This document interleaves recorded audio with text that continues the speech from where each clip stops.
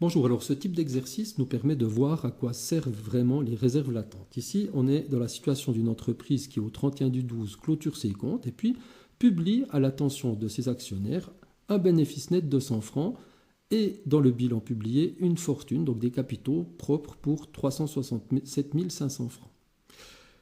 La réalité peut être différente. Si on prend ici ce bénéfice net de 100 francs, alors déjà 100 francs, ça peut être 100 000, 1 million. Ici, c'est pour pas avoir trop de zéros qu'on a mis 100 francs.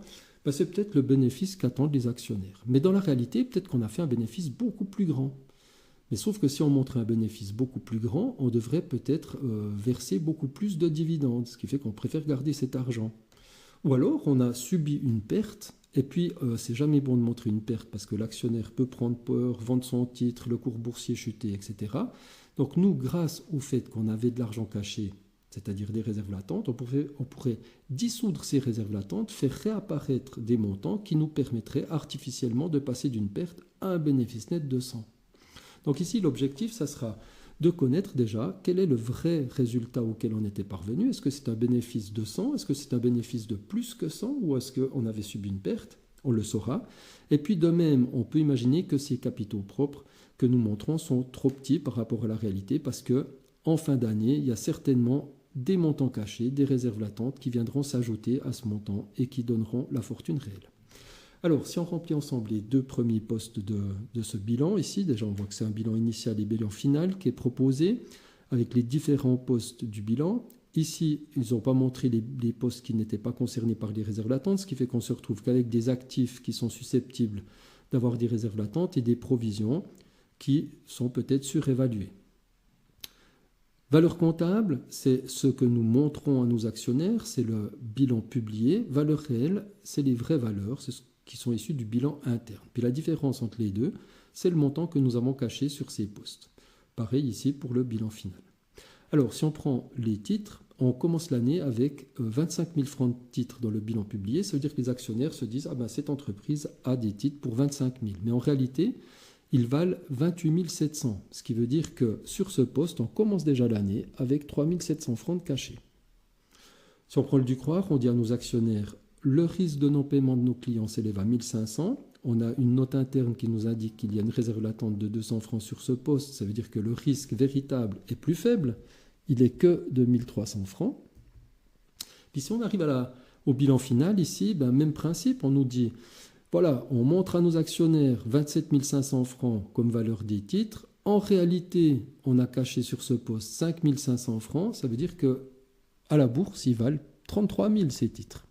Mais nous, on montre que 27 500. De même pour le Ducroix, ici, le vrai risque de non-paiement, il s'élève à 1270 francs. On a une réserve latente de 300 francs sur ce poste parce qu'on affiche à l'attention de nos actionnaires, dans le bilan publié, un risque de perte, un Ducroix de 1570 francs, donc 300 francs de plus que la réalité. Pour terminer, ici, sur ces postes, est-ce qu'on a caché de l'argent ou est-ce qu'on a fait réapparaître de l'argent? Donc si je prends ici la situation au bilan initial, on cachait 3 700 francs. Donc on avait des réserves latentes pour 3 700 francs sur les titres. À la fin de l'année, on a une réserve latente de 5 500 francs. Ça veut dire que sur ce poste, on a caché 1800 francs de plus durant l'année.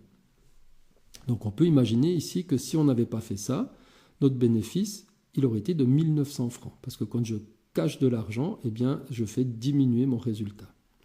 Le Ducroix, lui, on cachait 200. À la fin de l'année, on cache 300 francs, ce qui fait que je cache 100 francs de plus.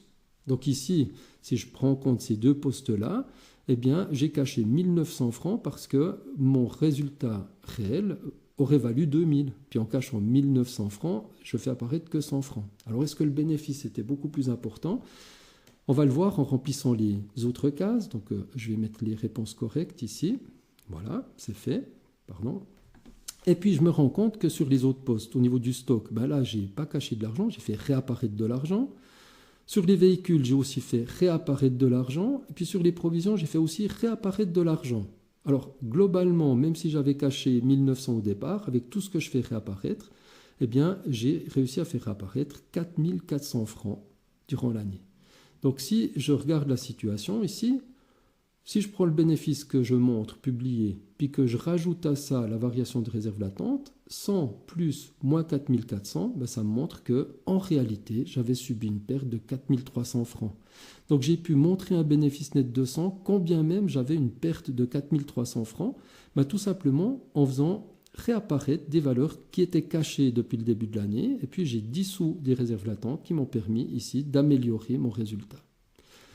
Et puis, quelle est ma vraie fortune? Eh bien, je montre 367 500 francs de capitaux propres. Et puis, au 31 du 12, il se trouve que je suis en train encore de cacher 40 500 francs. C'est le montant de mes réserves latentes. Donc, valeur publiée plus montant des réserves latentes, ça donne la vraie fortune de l'entreprise. Alors voilà, vous pouvez avoir une entreprise qui a une fortune de 408 000 francs et ne faire apparaître dans le bilan publié que 367 500 parce que vous avez caché de l'argent sur les différents postes du bilan.